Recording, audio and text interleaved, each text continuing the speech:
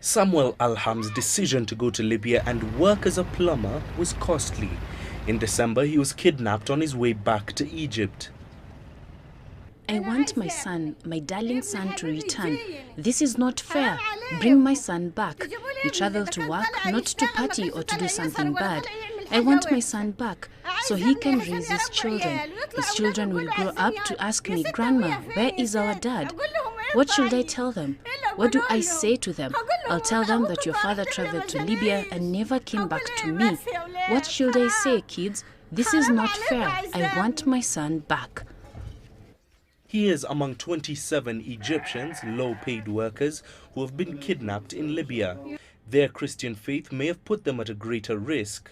Militants claiming allegiance to Islamic State, the group that has seized swaths of Iraq and Syria, have said they are responsible for the abductions of the Crusaders.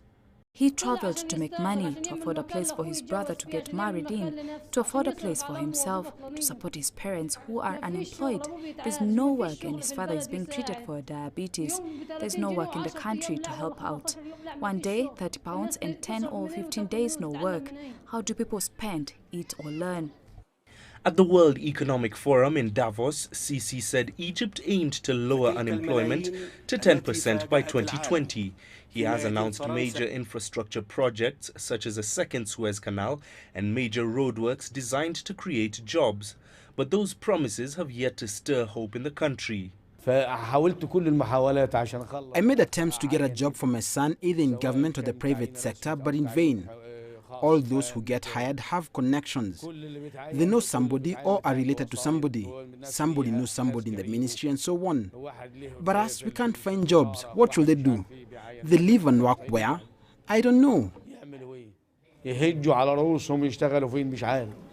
More than 100 relatives of the 27 kidnapped workers protested outside the United Nations offices in Cairo last week after meeting Egyptian Foreign Ministry officials.